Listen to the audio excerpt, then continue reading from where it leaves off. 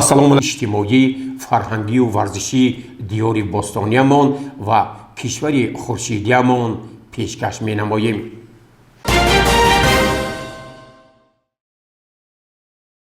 با مقصد آشنایی پیدا کردن با رفت کارهای ساختمانی و بنیاد انشاءاتی گوناگون با مناسبت 35 سالگی استقلال دولتی جمهوری تاجیکستان، رئیس شهر پنجکند خالقزاده عبدالخالق در جماعت دهاتی خرمی سفری کاری انجام داد. با مبلغ گذاری مقامات اجرایی محلی حکومت دولتی شهر پنجکند و سهم ساکنان، ساختمان و تجدید قسمت بنای مؤسسه تحصیلات میانه عمومی رقم 31 دهه آزادگان که از سالهای قبلی ناتمام باقی مانده است ادامه دارد. ضمن بازدید از رفت کارها در این انشاءات، رئیس شهر پنجکند با پودرچی ساختمان جمعیت دارای مسئولیت محدود ظفر ساختمان برای در مهلت مقرر شده با صفت خوب انجام دادن کارها دستور داده، فعالان دهه، مأموریت مؤسسه تعلیمی، ساکنان بناهای شفتی آن موظف شدند که برای آبادانی و سبزگردانی این موضع و حدود مکتب کارهای ضروری را انجام دهند. ضمناً سال روان در مؤسسه‌های تعلیمی شهر کارهای ساختمانی در بنیاد بنای 4 مؤسسه تعلیمی، 1 کودکستان و 135 صنفخانه‌های علاوگی با 3375 جای نشست ادامه دارد. ضمن بازدید از جماعت دهاتی خرمی، رئیس شهر پنجکند با مقصد تامین ساحه ساختمان با مصالح بناکاری استحصال محلی با مساعدت مقامات اجرایی محلی حکومت دولتی شهر در حدود جماعت دهاتی خرمی بنیاد کارگاه استحصال خشت پیش بینی شده است.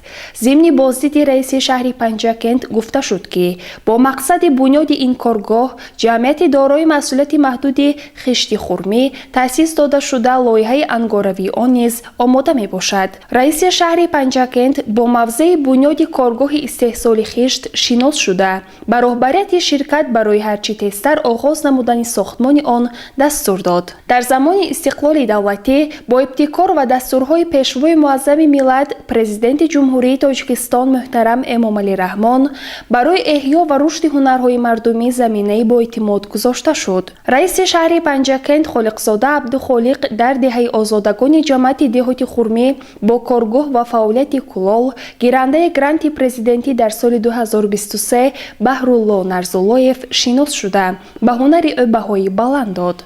نمونه هنرهای او از جمله گلدانها، کوزچه‌ها، ظرفهای سفالی، ارمغانهای گوناگون که با اصول قالب‌ریزی ساخته آرایش داده پسان در خمدان پخته می شوند، در نمایشگاه‌های ادانه در شهر و ولایت به معرض گذاشته شدند. او این هنری قدیمه را به فرزندانش و شاگردان نیز می‌آموزاند. سال روان این کلال هنرمند خمدان زمانوی نصب کرده، باز نمودهای دیگری اشیای سفالی استحصال نموده به خریداران از جمله سیاحان پیشکش می‌کند. به هنرمند تحفه خاطروی مقامات اجرایی محلی حکومت دولتی شهر تقدیم کرده شده، از جانب رئیس شهر پنجکند و هیئت همراهانش محصول دست کلالگر خریداری کرده شدند. گزارش صبرین اکرم و ورشا حسین صالحوف.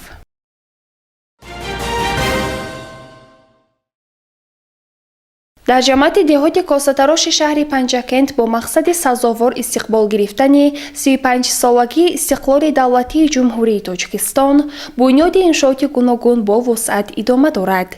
ضمن بازدید از جماعت دهات کاسه‌تراش، رئیس شهر پنجکند خالقزاده عبدالخالق با رفت بنیاد بنای نوی تعلیمی در نزد مؤسسه تحصیلات میانه عمومی رقم 75 دهه کاسه‌تراش و ساختمان صنفخانه‌های علاوگی در نزد مؤسسه تحصیلات میانه عمومی رقم 86 دهه نوی چامق شناس شد. طور اطلاع دادند این بناها با مساعدت مقامات اجرایی محلی حکومت دولتی شهر و سهمگذاری اهالی با راه حشر بنیاد می شوند. сокинони деҳаи косатарош қабати аввали бинои дуошёнаи мактабро бомпӯш намуда, омӯзгорон ва сокинони деҳаи Нови Чомоқ барои бардоштани девори 4 синфхонаи иловагӣ омодагӣ мегирифтанд. ба саҳмгузорони сохтмони муассисаҳои таълимӣ изҳори сипос карда, ба онҳо барои бо сифати хуб анҷом додани корҳо дастур дода, таъкид шуд, ки мақомоти иҷроии маҳаллии ҳокимияти давлатии шаҳри Панҷакент дар бунёд ва таҷҳизонидани онҳо саҳмгузорӣ менамояд. зимни бозид аз ҷамъияти деҳоти косатарош раиси шаҳри Панҷакент Холиқзода Абдухолиқ, сокини деҳаи Нови Чомоқи ҷамъияти деҳоти косатарош Ҷӯрақул Хоҷамовро аёдат намуда, бо маҳсули ҳунари ӯ ва устохонааш шинос шуд. Устод Ҷӯрақул баробари иҷрои дигар корҳои дуредгарӣ ба сохтмони асбобҳои мусиқӣ низ машғул аст. аз ҳунари дасти ӯ рубобу дутор, танбӯру доира санъаткорон ва сокинони минтақа истифода мекунанд. намунаи онҳо дар намоишҳои идонаи шаҳрӣ низ ба маъраз гузошта мешаванд. ӯ ҳамчунин аз чӯб асбобҳои барои рӯзгордорӣ зарурӣ месозад ва онҳо низ харидорони худро доранд. ба устои ҳунарманд тӯҳфаҳои пулию молии мақомоти иҷроии маҳаллии ҳокимияти давлатии шаҳр тақдим карда, тавсия дода шуд, ки ҳунарашро ба наврасону ҷавонони шавқманд бештар омӯзонад. дар идомаи сафари корӣ дар ҷамъияти деҳоти косатарош, раиси шаҳри Панҷакент Холиқзода Абдухолиқ бо фаъолияти гармхонаи ҷамъияти дорои масъулияти маҳдуди Корхонаи муштараки Зарафшон ва бунёди маркази хизматрасонии соҳибкор Илҳом Исрофилов дар шаҳраки Суғдиёни ҷамъияти деҳоти косатарош шинос шуд. дар гармхона ниҳоли лимӯ, дигар рустаниҳои гармидӯст, навъҳои гуногуни кабудиҳо парвариш карда мешаванд ва коркарди замини боғи дарахтони ороишии саҳни он низ оғоз шудааст. ҳангоми шиносоӣ бо бунёди маркази хизматрасонӣ ба соҳибкор дастур дода шуд, ки он тибқи лоиҳа бо намои зебо ва дар муҳлати пешбинишуда сохта шавад. дар ин марказ хизматрасониҳои гуногуни техникӣ ба аҳолии шаҳрак ва деҳаҳои атрофи он ба роҳ монда мешавад. президенти ҷумҳурии Тоҷикистон, пешвои миллат муҳтарам Эмомалӣ Раҳмон дар паём ба Маҷлиси олии мамлакат ба ташаббусҳои созандаи сокинони кишвар барои ободии диёр баҳои баланд доданд. сокинони деҳаи Чорбоғи ҷамъияти деҳоти косатароши шаҳри Панҷакент пайваста барои ободу зебо намудани маҳалли зисти худ, аз ҷумла бунёди мактаб, роҳу пул, муассисаҳои тиббӣ талош меварзанд. зимни бозиди раиси шаҳри Панҷакент Холиқзода Абдухолиқ маросими ифтитоҳи пули мошингузар дар байни деҳа баргузор шуд. ин пул низ бо саҳмгузории сокинони деҳа ба тариқи ҳашар ба маблағи беш аз 300 000 сомонӣ бунёд гардидааст. раиси шаҳри Панҷакент зимни суҳбати самимӣ бо сокинони деҳа иброз дошт, ки ба муносибати 35-солагии истиқлоли давлатии ҷумҳурии Тоҷикистон мо ҳамакаса муттаҳид шуда, деҳаи худ, шаҳри худро боз ҳам ободтару зеботар менамоем ва дар пешрафти Тоҷикистони азиз саҳми арзандаи хешро мегузорем. сокинони деҳа ин ободкориҳоро дастовез ба 35-мин солгарди истиқлоли давлатии шаҳр медонанд ва минбаъд низ кӯшиш менамоянд бо бунёди иншоотҳои гуногун дар ободии шаҳри Панҷакенти азиз саҳми худро гузошта бошанд. гузориши Сабрина Акрам ва Башо Ҳусайн Солиҳов.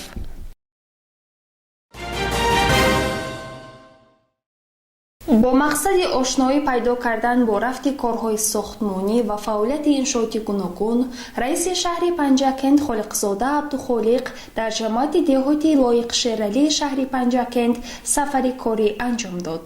раиси шаҳри Панҷакент нахуст бо рафти сохтмони бинои нави беморхонаи минтақавӣ дар деҳаи ғӯсари ҷамъияти деҳоти лоиқшералӣ шинос шуд. беморхона барои 100 кат пешбинӣ шуда бо маблағгузории буҷети вилояти Суғд аз ҷониби ширкати сохтмонии Асл сохта мешавад. ҳоло таҳхонаи бино бомпӯш шуда, омодагӣ барои бардоштани девори қабати аввали бино идома дорад. бо бунёди ин беморхона, ки бо таҷҳизоти замонавии тиббӣ ҷиҳозонида мешавад, сатҳи хизматрасонии тиббӣ ба аҳолии минтақа беҳтар хоҳад шуд.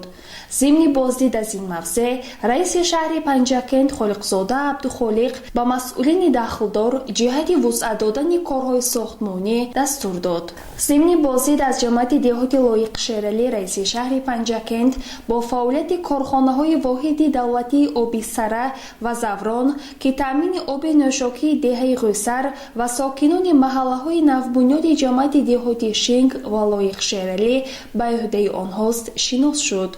گفته شد که کارخانه واحد دولتی زوران عین زمان 70 خواجگی را با آب نوشاکی تامین می‌کند و بعد به استفاده دادن تجهیزات و خط نوی آب نوشاکی که با سرمایه‌گذاری شریکان رشد و مساعدت مقامات اجرایی محلی حکومت دولتی شهر دوام دارد، بیش از 500 خواجگی محله نوبنیاد دهه نوآباد نیز با آب خوش‌صفت نوشاکی دسترسی پیدا خواهند کرد. با رهبریت کارخانه واحد دولتی آبی سره جهت تعمیر و تجدید تجهیزات، جمع‌آوری پوره مبلغ آبرسانی از مشتریان، تازه آزاده نمودن حدود پایگاه دستور داده شد.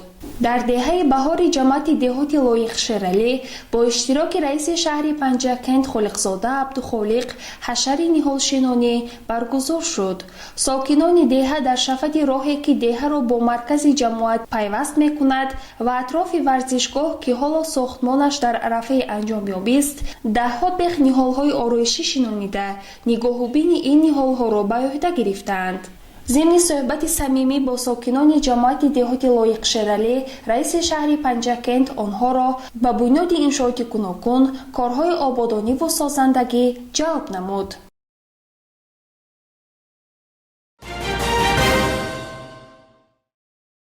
مقامات اجرایی محلی حکومت دولتی شهر پنجکند آمادگی خواجگی‌های دهقانی کشاورزان را به موسم کشت زیر نظارت جدی قرار داده است. رئیس شهر پنجکند خالقزاده عبدالخالق ضمن بازدید از جمعیت دهاتی سرعزم با آمادگی خواجگی‌های دهقانی کمر و حیات نو به موسم کشت ذخیره تخمی از جمله تخمی کارتوشکا شناس شد.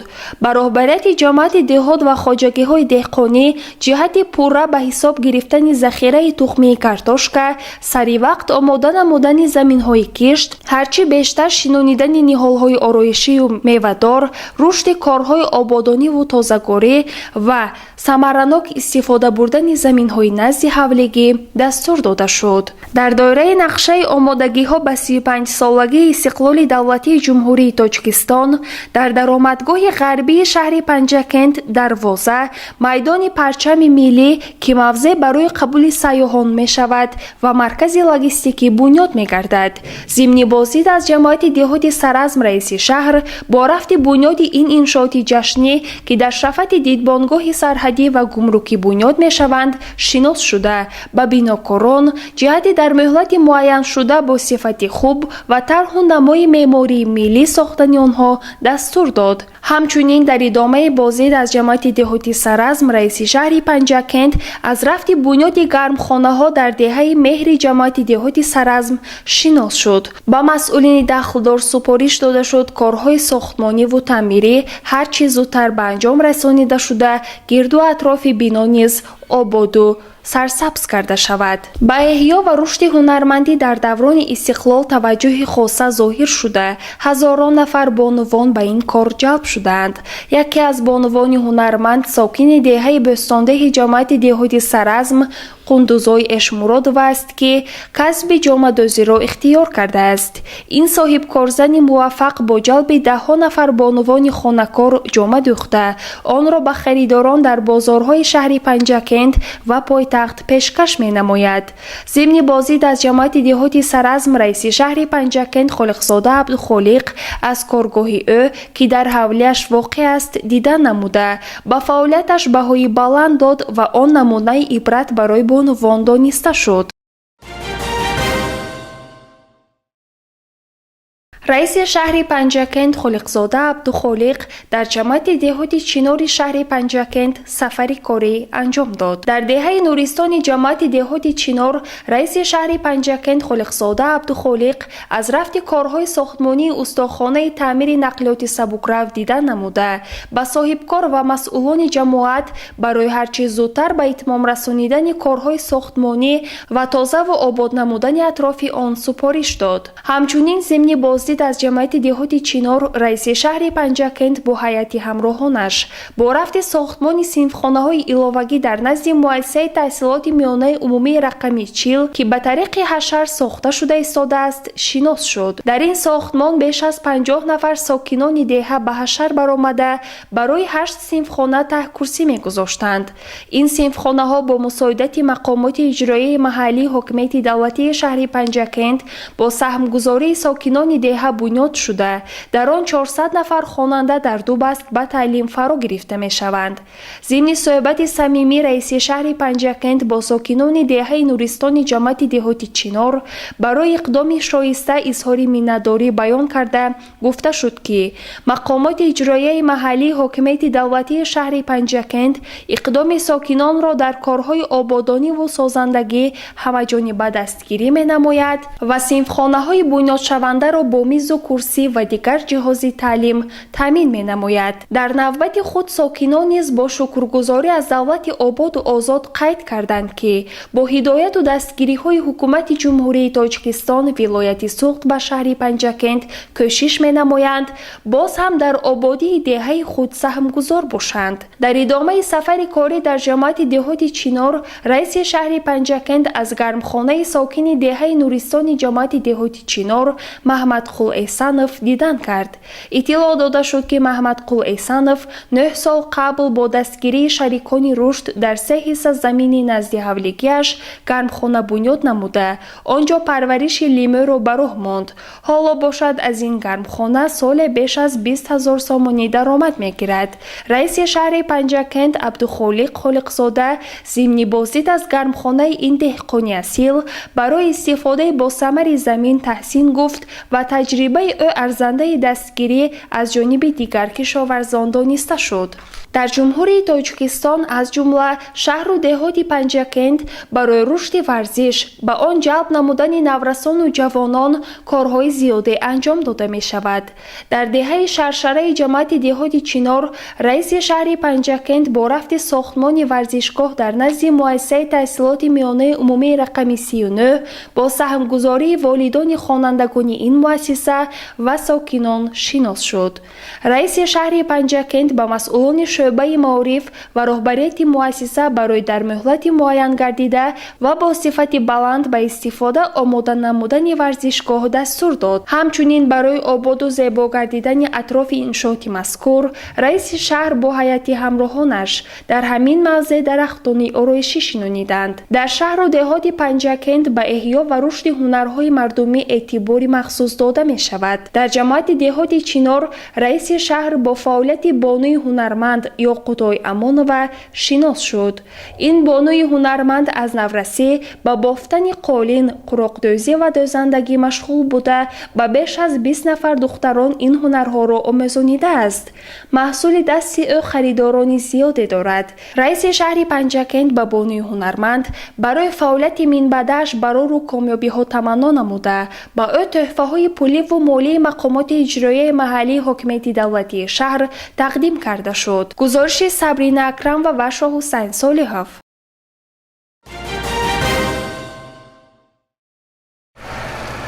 رئیس شهر پنجکند خالقزاده عبدالخالق در جمعیت دهات خلیفه حسن شهر پنجکند سفر کاری انجام داد. نخست رئیس شهر با رفت تازه کردن سایه زیبان که از حدود این جمعیت دهات آغاز شده از بین شهر عبور میکند شناس شد. با صاحبکار با مولا سویوشف که با این کار اقدام نموده همچنین بعد وسیع نمودن کنار سای باغ بنیاد می نماید منتداری بیان کردند. گفته شد که حوزه آب جمشوی سای زیبان وسیع بوده. تازه نمودن مجراب و مستحکم نمودن کنار آن خطر زیان سیل‌های احتمالی را کاهش می‌دهد. همچنین رئیس شهر پنجکند با هیئت همراهانش در حشر نهالشینانی در شفت راه پنجکند زیبان با جلب سهمداران خواجگی دهقانی خمیرتپه اشتراک نمودند. حشرچیان در کنار راه ده‌ها بیخ نهال‌های آرایشی شنانیدند. در دهه زیبانی جماعت دهاتی خلیفه حسن چاه عمودی با خط نوی آبی نشوکی به استفاده داده شد. چاه عمودی و خط آبی نشوکی با خرج 300,000 سامانی از جانب صاحبکار یوسف ستارов و دستگیری ساکنان دهه ساخته شده 70 خواجگی دهه را با آبی نشوکی تازه تامین میکند. ضمن صحبت صمیمی رئیس شهر پنجکند با ساکنان دهه به صاحبکار اظهار منتداری بیان کرده ساکنان را به کارهای آبادانی و سازندگی دعوت نمود. در جماعت دهات خلیفه حسن پل ماشینگذاری بین دهه که 6 متر درازی و 4 متر پهنایی داشته با سهمگذاری ساکنان بنیاد شده است. با اشتراک رئیس شهر پنجکند به استفاده داده شد. رئیس شهر به صاحبکاران و ساکنان دهه اظهار سپاس نموده آنها را به ادامه کارهای آبادانی دعوت نمود. در این جماعت کارهای آبادانی با وسعت ادامه داشته. ساکنان در کنار دهه به کندن چاه عمودی برای آبیاری زمین‌های کشت مشغول هستند. آنها از عمق 35 متر که به استفاده تکنیک کندند، آب برآوردند و حالا نصب تجهیزات آبکشی و خط آب ادامه دارد. در دهه شرچه جماعت دهات خلیفه حسن مرکز نوی سودای فراوان که از جانب صاحبکار حبیب الله سویوشف ساخته شده است افتتاح کرده شد. با به استفاده دادن این مرکز سودا ساکنان دهه امکان پیدا نمودند همه محصولات ضروری از جمله مواد خوراکه را از این مغازه خریداری نمایند. ساحه معارف پیوسته مورد توجه حکومت جمهوری تاجیکستان ولایت سوخت و شهر پنجکند قرار دارد. در ادامه بازدید کاری از جماعت دهات خلیفه حسن رئیس شهر پنجکند با فعالیت مؤسسه تحصیلات میانه عمومی رقم 17 دهه شرچه شناس گردیده بنای سابق مؤسسه که آنجا طبق نقشه صنفخانه‌های علاوه‌ای بنیاد می‌شوند دیدن کرد و به مسئولان جهت هرچه زودتر آغاز نمودن کارهای ساختمانی تازه و بنیاد باغ اینتنسیوی در صحن آن سپارش داد. همچنین رئیس شهر با آموزگاران مؤسسه تحصیلات میانه عمومی رقم 17 صحبت آشکارا انجام داده توجه آنها به نقطه ها از پیام پیشروی معظم ملت محترم امام علی رحمان به مجلس عالی مملکت درباره رشد معارف، بهداشت کلی سطح تعلیم و تربیت نورسان، رسالت آموزگاران جلب کرده شد. از جمله تاکید شد که ادامه تحصیل دختران به زینه سیوم، کالج و دانشکده ها، آموزانیدن کسب و هنر به آنها، اشتراک خواننده ها در آزمون و المپیاده ها باید در مرکز توجه آموزگاران و والدان قرار گیرد. مقامات اجرایی محلی حاکمیت دولتی شهر پنجکند جهت دستگیری به عنوان هنرمند تدبیرهای عملی می‌اندیشد. ضمن بازدید از جماعت دهات خلیفه حسن در دهه چهارده رئیس شهر پنجکند با نمونه هنرهای بانی هنرمند زیورای بابوچای و شناس شد. حولی او نمایشگاه هنرهای مردمی را میماند. زردیواری‌های گوناگون، قالین، اطلس و ادرس، قراق‌دوزی‌ها، چکندوزی، لباس‌های زیبای عروسی، نقشین از جمله محصول دستان این بانو میباشد. همچنین نخستین هنر دستی او که 63 سال پیش در سن 9 سالگی دوخته است به نمایش گذاشته شد. طول این سالها زیورای بابوچایوا در خانه و از طریق مکتب تعلیمی کلانسالانی شهر هنرش را به بیش از 200 نفر دختران آموخته است. حالا نبیرش رخشانه که در صنف دهم تحصیل میکند به غیر از هنرهای مادرکلانش هنر از صابونهای آرایشی ساختن گلها را مشق میکند. تحفه های گوناگون دستی برای بانوان آماده میسازد و مستقلانه اطلس و ادرس میبافد.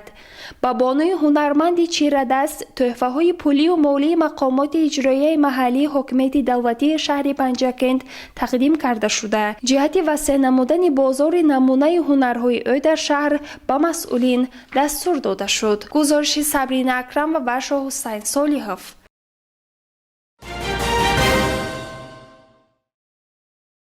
ملاقات نوبتی گروه تبلیغاتی شورای ولایتی حرکت جمعیتی وحدت ملی و احیای تاجیکستان تحت راهبری معاون یکم رئیس شورای ولایتی بابوی و موجوده ولیونا با افسران و سربازان قسم حربی 05 170 وزارت مدافعه جمهوری تاجیکستان مستقر در شهر پنجکن برگزار شد.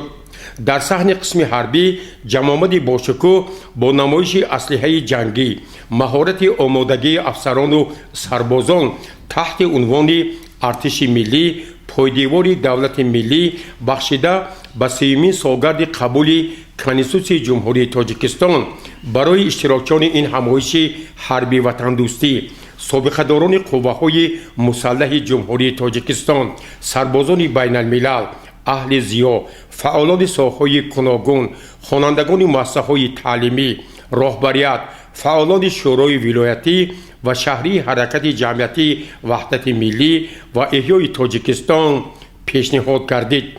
درباره نقش سازنده فعالیت تبلیغاتی و معرفتی حرکت وحدت ملی و احیای تاجیکستان تحت راهبری خردمندانه اساسگزار صلح و وحدت ملی پیشوای ملت پرزیدنت جمهوری تاجیکستان، راهبر معظم حرکت وحدت ملی و احیای تاجیکستان، سرفرمانده عالی قوه‌های مسلح جمهوری تاجیکستان محترم امام علی رحمان در سمت تحکیم پایه‌های دولتداری، امن و ثبات جامعه، بنیاد ارتش ملی، رشد اقتصادی و اجتماعی کشور اعضای هیئت گروه ترغیباتی سخن گفته حاضرین را به افتخار 31مین سالگرد قوه‌های مسلح جمهوری تاجیکستان تبریک و مبارکباد کردند. هیئت گروه تبلیغاتی شورای ولایتی و شهری، نمایندگان مقامات اجرایی محلی حاکمیت دولتی شهر پنجکن با وضع واقعی خوابگاه و آشخانه‌های سربازان، انبار ذخیره محصولات خوراکباری، کارگاه نانپزی، میدانچه‌های ورزشی، آمادگی مدافعوی شناس گردیده، سطح فراهم آوردن شرایط‌های سازگار خدمت معیشی برای افسران و سربازان از طرف قماندان قسم حربی را شایسته ارزیابی کردند. به سربازان قسم حربی واسطه‌های سوشویی شیرینی‌ها تقدیم گردیده برنامه کنسرتی نمایش داده شد.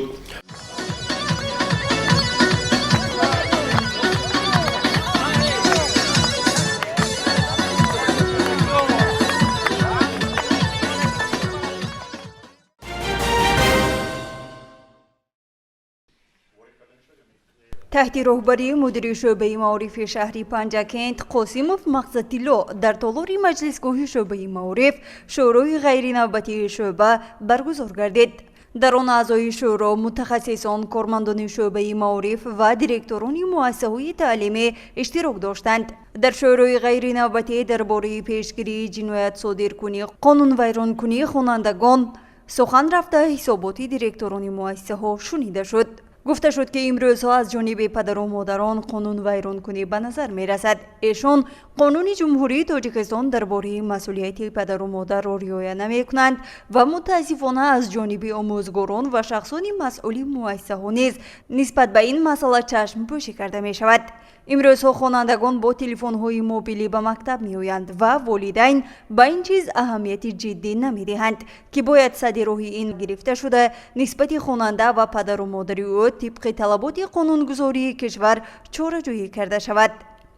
از دیرکتوران خواسته شد تا با پدر و مادر خوانندگان صحبت نموده از تعلیمات غیرقانونی دینی محصلین پیشگیری کرده شود. به سوالهای خود از دیرکتوران مؤسسه‌ها پاسخ گرفته و مدیر معارف درباره تفتیش روزنامه خوانندگان و موافقت نکردن بهای روزنامه با دفتر یا خود ژورنالیست صنف سخن نموده این را به مسئولیت آموزگاران و والدین خواند. در ادامه حسابات دیرکتوران شنیده شده جدا سپارش داده شد تا همه مسئله ها را در مکتب بررسی نموده برای برطرف سازی آن چاره‌های ضروری اندیشیده شود، زیرا این موضوع داغ روز در مؤسسه ها است. از جانب شعبه معارف باشد گروه‌های تفتیشاتی بیشتر گردیده نتیجه کار آموزگاران و روانشناسان مؤسسه‌های تحصیلاتی شهر و دهات همیشه تحت نظارت قرار خواهند گرفت.